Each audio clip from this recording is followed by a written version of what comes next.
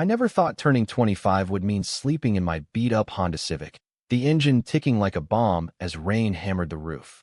Mom's voice still echoed in my skull. "Get out, Naomi.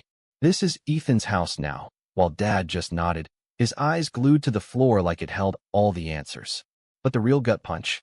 I'd covered for Ethan's ass 5 years ago, taking the fall for that DUI that killed our neighbor's dog and nearly a kid on a bike, and now they were handing him the keys to the kingdom like I was yesterday's trash.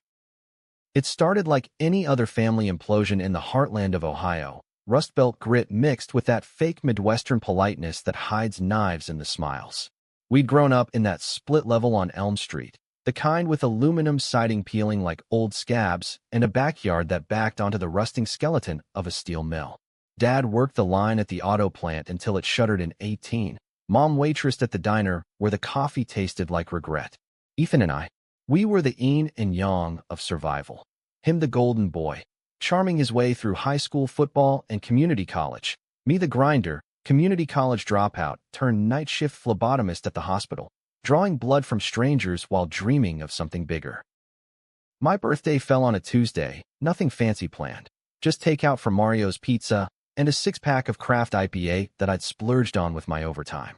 I got home early, scrubbed the ink from my tattooed forearms, the ones Dad called trashy reminders of poor choices, and even ironed my favorite flannel, the red one with the frayed cuffs. Ethan was late, as usual, probably schmoozing some girl at the bar or dodging his latest dead-end gig.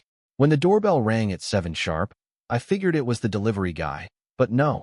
It was Ethan, slicked back hair and a grin wider than the Grand Canyon, flanked by Mom and Dad like he was the prodigal son returned with a halo. "Sis, happy birthday." He swept me into a bear hug that smelled like Axe body spray and desperation, planting a wet kiss on my cheek.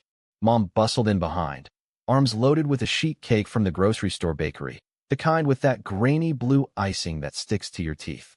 Dad trailed last, clutching a manila envelope like it was the nuclear codes. We settled in the living room, the sagging couch creaking under our weight, the TV murmuring some cop show rerun in the background. For a minute, it felt normal. Pizza slices folding over themselves, beer foam spilling onto coasters that said "Home Sweet Home" in chipped ceramic. Then Ethan cleared his throat, that theatrical rumble he did when he was about to drop a bombshell. Family meeting time. Big news. Mom beamed. Dad shifted uncomfortably. I paused mid-bite, cheese stringing from my lip like a bad omen. "Naomi," Ethan said, leaning forward, elbows on knees. "You know how I've been hustling with that real estate side gig? Flipping houses, networking with investors." Lies. His side gig was hawking knockoff Jordans on Facebook Marketplace, but I nodded anyway, playing along. Well, it paid off. Big time. Got a line on a development deal. Townhomes going up on the old mill site.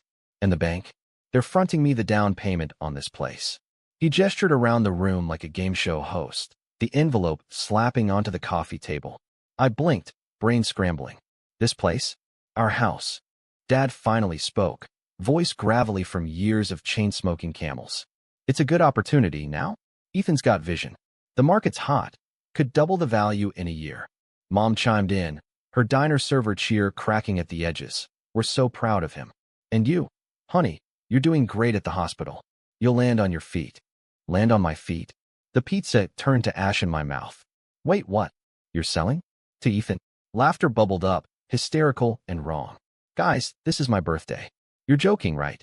Ethan's smile didn't budge, but his eyes, those sharp, calculating blues, flickered. "Not selling exactly. Transferring title. Dad and Mom are deeding it to me. Clean slate for the loan." He slid the envelope toward me. Inside, legal docs, signatures inked fresh, my name nowhere in sight. No inheritance clause, no family trust. Just Ethan, sole owner. I stood, chair scraping like nails on chalkboard. This is bullshit. I've been paying half the mortgage since I was 18. Babysitting the neighbors' brats, mowing lawns in July heat.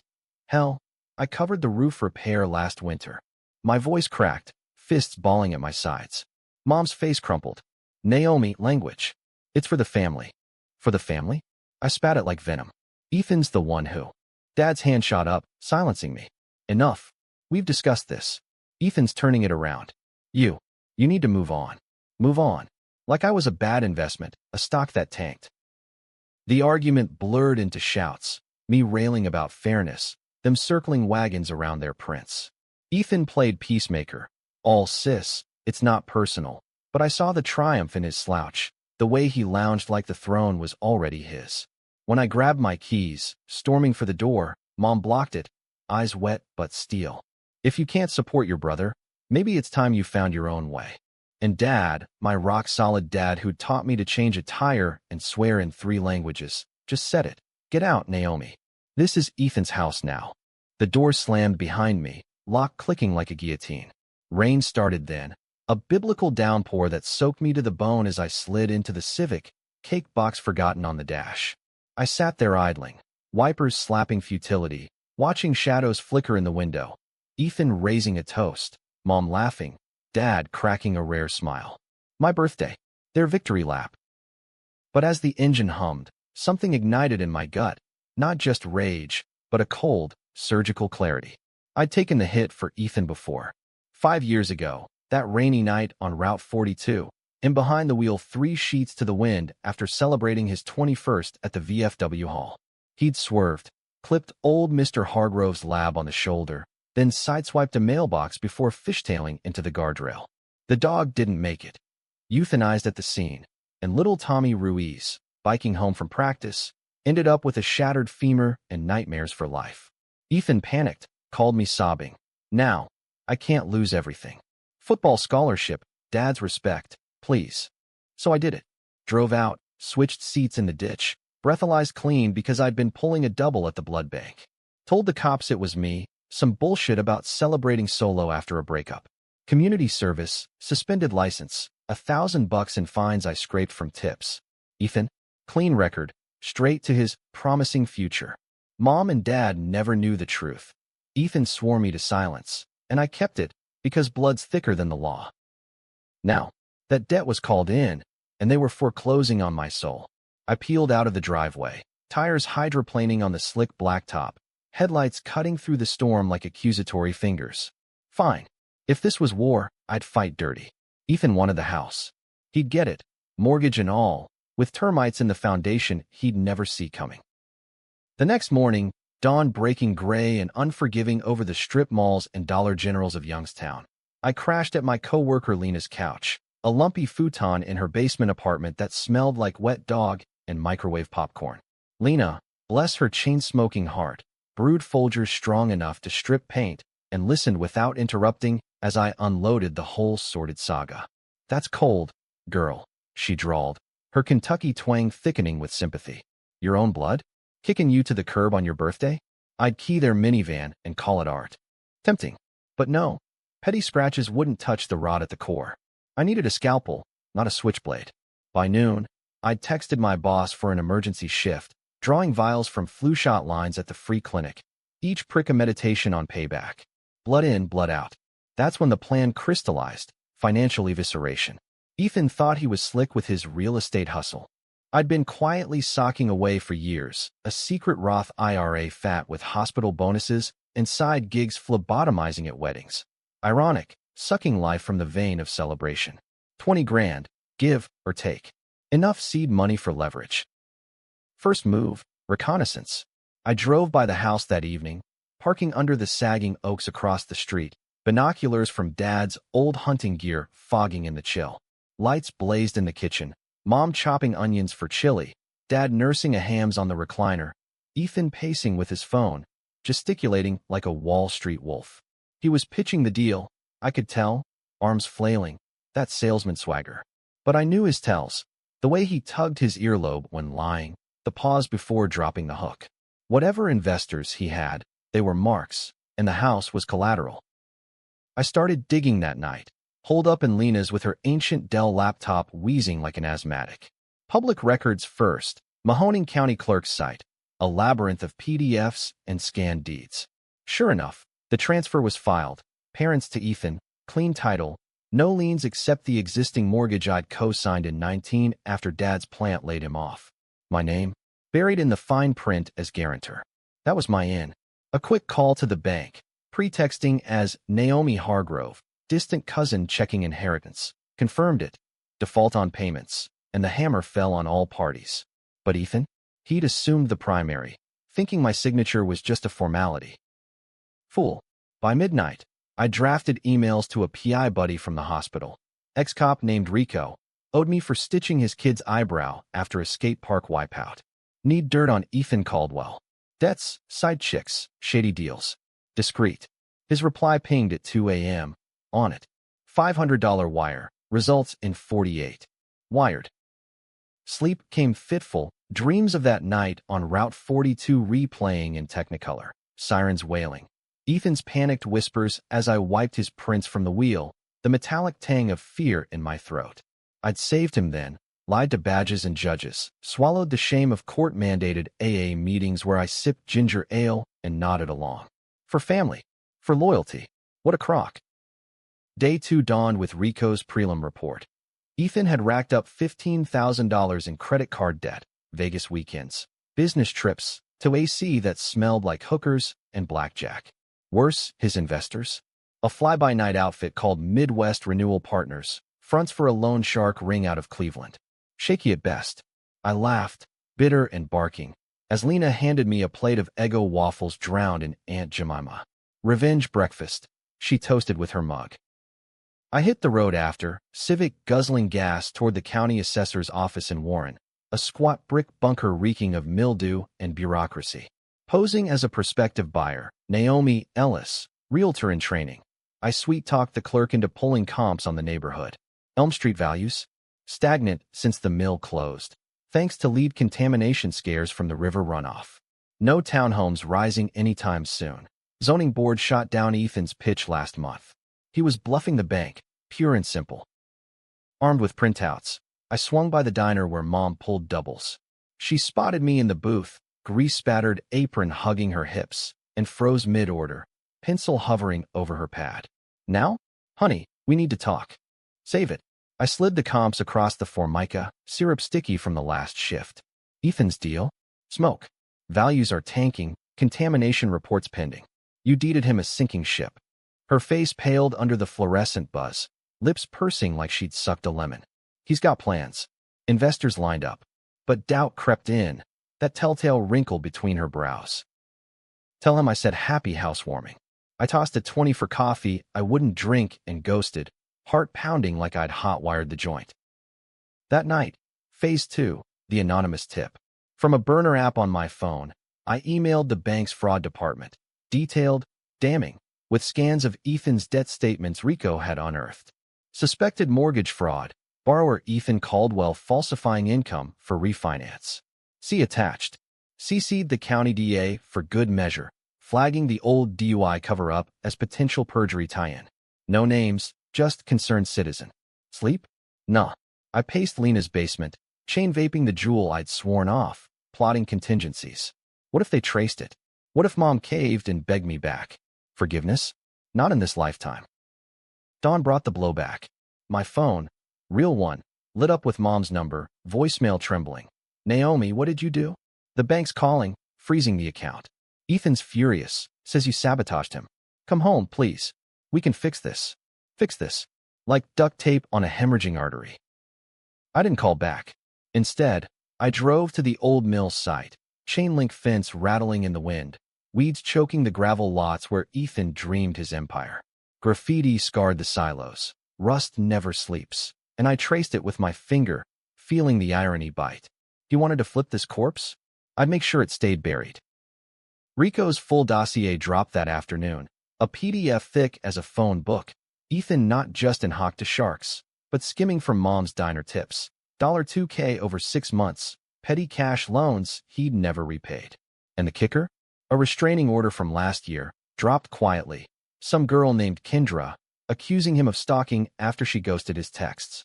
Photos attached, bruises on her arm, time-stamped. My stomach churned. Brother or monster? The line blurred. Armed with that, I escalated. Diner after closing, I slipped a USB under the manager's door. Anonymous again, labeled for the greater good. Inside, Ethan's theft logs, pieced from bank pings Rico pulled. Mom would find it come morning, her world cracking wider. But doubt wormed in as I idled outside the house. Lights dim now, tension thick as fog. Ethan burst out at 11 p.m., phone to ear, yelling into the void. I swear, it's a glitch. Give me 24 hours. He kicked the mailbox, our old blue one, dented from that night, and paced, silhouette feral against the porch light. Part of me ached. The kid who'd shared comic books and midnight snacks, who'd cried when I got my first period. But the rest? Ice. He'd chosen this, sold me out for a facade. The revenge machine revved. Next target, the investors. Posing as Kendra, voice modulator app making me sound breathy and broken. I cold called the Cleveland number from Rico's notes. Ethan? He owes me. Beat me black and blue last summer. Said he'd kill me if I talked. Lies layered on half-truths. But the shark bit. Send details. We'll handle. By midnight, Ethan's phone blew up with unknowns. His voicemail's a symphony of panic. I watched from the shadows, Civic's dash cam rolling silent witness. This wasn't just payback. It was excavation, unearthing the lies we'd all buried. Mom texted at 2 a.m., found the drive. God, now is it true? Come home. Home. The word tasted like bile. But I didn't. Not yet. The hook was set, now to reel. The sharks circled faster than I expected. By Wednesday noon, Ethan's empire was a house of cards in a hurricane. I got the play-by-play from Lena, who'd swung by the diner for her lunch shift and overheard Mom sobbing in the walk-in. He took it all, Lena. Every cent from the jar. The tip jar, Mom's sacred cow, pennies from truckers and dimes from factory widows, funding Dad's heart meds and my community college books. Ethan, that weasel, dipping in like it was his personal ATM. I was at the hospital, elbow deep in a crash cart inventory, when my burner buzzed. Unknown Cleveland area code. I let it ring, heart jackhammering, but curiosity won. Stepping into the linen closet, stale sheets and bleach fumes my confessional. I answered. Caldwell residence. A voice like gravel in a blender. This his sister? The one he mentioned in the docs. Ice water in my veins. They'd done their homework. Yeah. Who's this? Name's Marco. Ethan knows my associates. Word is, you're the guarantor on that house. Smart girl. Kept your nose clean after that DUI mess. My breath hitched. They knew. How? Rico's reach, or Ethan's loose lips in a poker game. What do you want? Collateral. House deeds, yesterday. Or we chat with the banks about. Irregularities. Click. Dead air. Panic clawed up my throat, but I swallowed it, emerging from the closet with steady hands. Shift dragged, drawing blood from a diabetic vet who mistook me for his daughter, the irony bitter as his insulin. By 7 p.m., I was back at Lena's, laptop glowing like a Ouija board. Deeper dive. Marco's crew, the Midwest renewal, wasn't just shady, it was radioactive. FEC filings linked them to political bribes, kickbacks to county commissioners for zoning variances. Ethan's deal? A Trojan horse for laundering. Twist of the knife. A buried email chain Rico forwarded, timestamped 2 weeks back. Ethan to Marco. My folks are clueless. Sis is the weak link. Took the fall for me before. Leverage her if needed. He'd pimped me out, preemptively. Rage boiled, but so did something uglier, self-loathing. I'd enabled this, my silence a co-conspirator. Enough. Phase 3. Burn it down. I crafted the kill shot. An encrypted drop to the feds, IRS tip line first. Suspected money laundering via real estate shell, see attachments. Ethan's emails, Marco's numbers, the works. Then, local news, an anonymous pitch to the Vindicator's crime beat, corrupt developer targets Rust Belt families. By dawn, it was live online, a teaser blurb, Youngstown scam? Local flips mask mob ties. Fallout hit like a freight train. Mom called my real phone at 8 a.m., voice shattered porcelain. Naomi, the paper. Ethan's face on the front page. Reporters at the door. Dad had a spell, chest pains. Please, God, come fix this. Fix this. Like I was the maid, not the pariah. I drove over anyway, Civic's tires crunching gravel as I parked a block away, put up like a stakeout. The house swarmed. News van from WKBN, neighbors gawking over fences, a deputy sheriff taping off the porch. Ethan stormed out, bathrobe flapping, shoving a mic from a peroxide blonde reporter. This is libel. Fake news. But his eyes, wild, cornered, betrayed him. Mom huddled inside, visible through the screen door, Dad on the couch with an oxygen mask hissing like accusation. I slipped in the back, kitchen door creaking, the scent of burnt toast and betrayal hitting me. Mom whirled, flour-dusted hands to her mouth. Now? You came. She crushed me in a hug, apron strings tangling, sobs soaking my scrubs. Dad wheezed from the living room. Girl. What the hell? No time for reunions. Ethan barreled in, face thundercloud. You? This you're doing?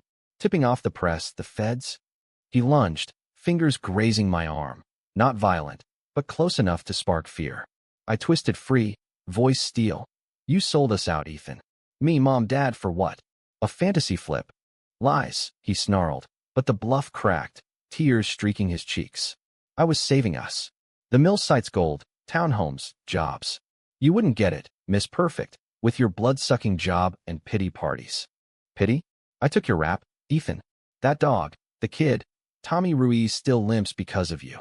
And you thanked me by stealing Mom's money, pimping my name to loan sharks? Mom gasped, hand to throat. Dad struggled up, mask dangling. What DUI? Now talk. The dam broke.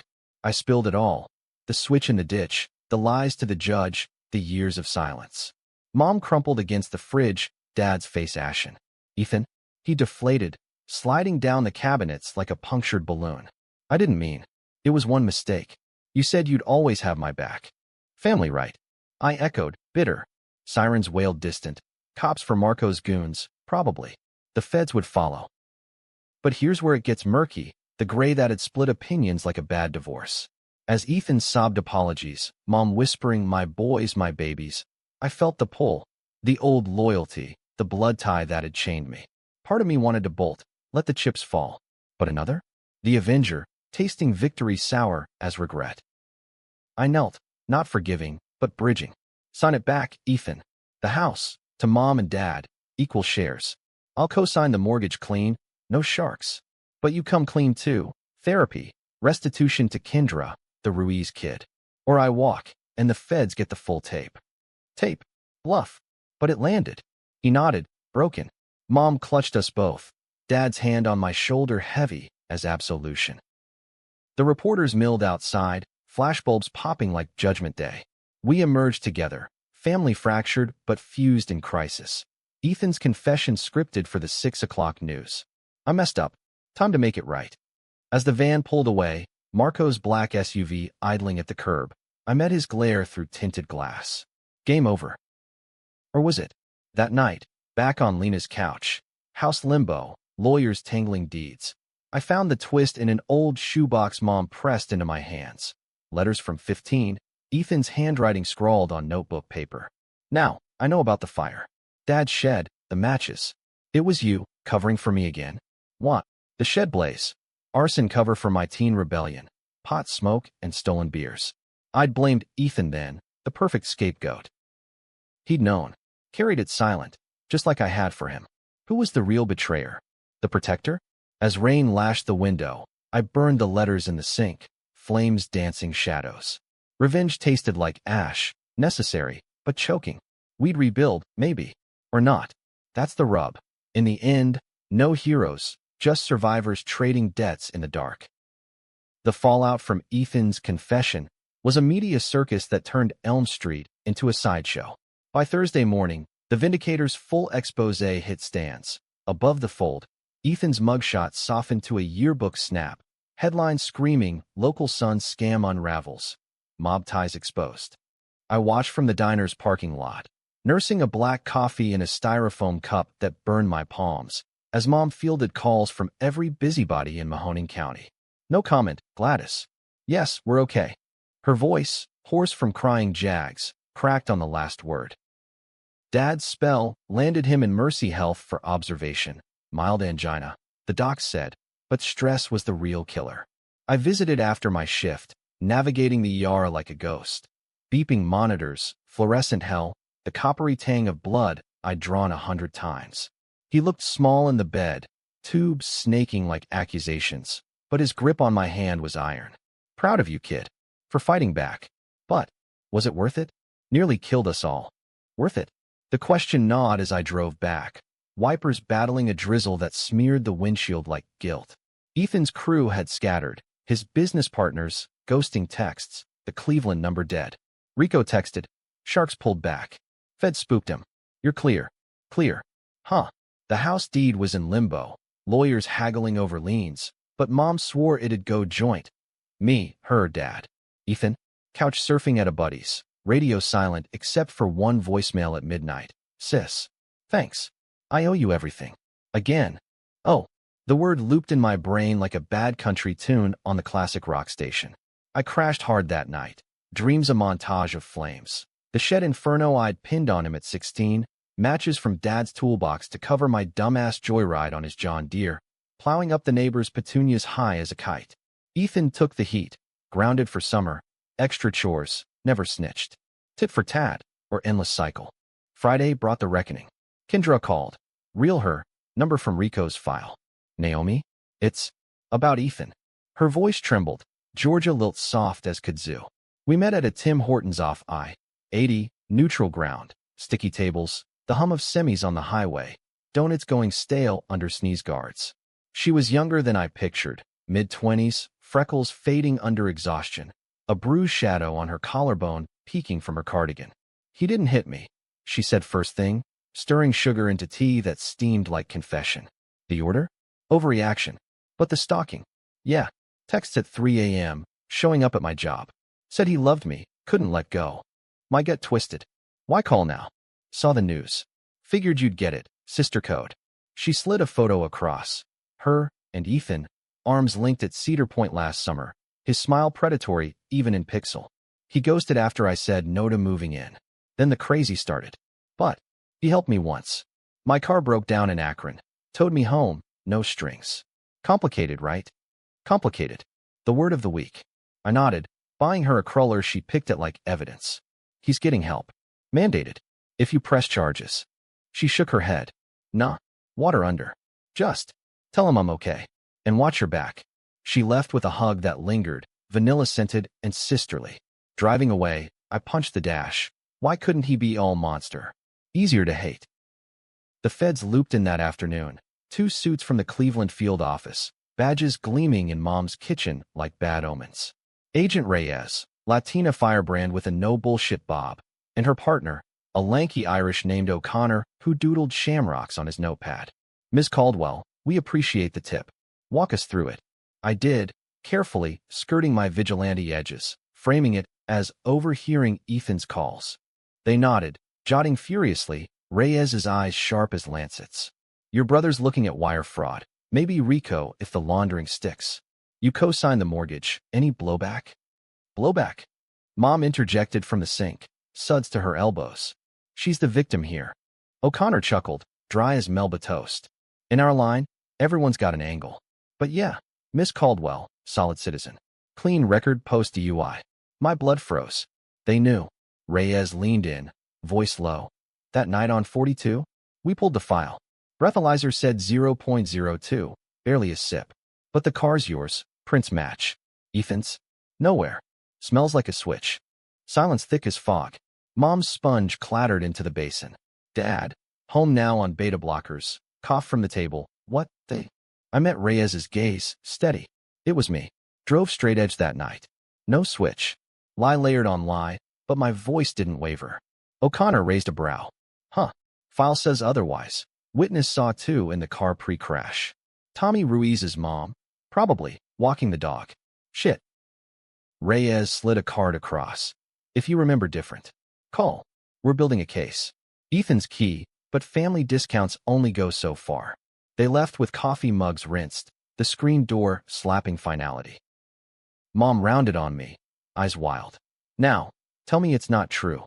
The DUI, Ethan's." I broke then, the weight crushing. Shed fire, car crash, thefts, all of it tumbling out in a torrent. She listened, face crumpling through stages. Denial, rage, a mother's weary acceptance. "My fault," she whispered finally, sinking into a chair. "Always babed him.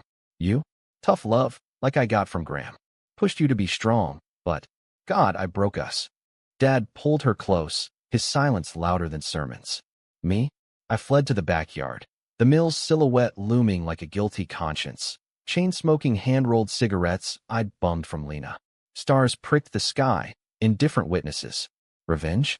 I'd lit the fuse, but the blast radius scorched us all. Ethan showed Saturday, unshaven and hollow-eyed, duffel at his feet like a white flag. Heard about the feds. They're offering a deal, flip on Marco, reduced time. Probation, maybe community service. His voice cracked. I deserve jail. For everything. The crash, Kendra. Using you. He dropped to his knees in the wet grass. Not dramatic, just defeated. The letters? I kept them to protect you. Thought one day you'd see. We're even. Or we're. Even. The myth we'd chased.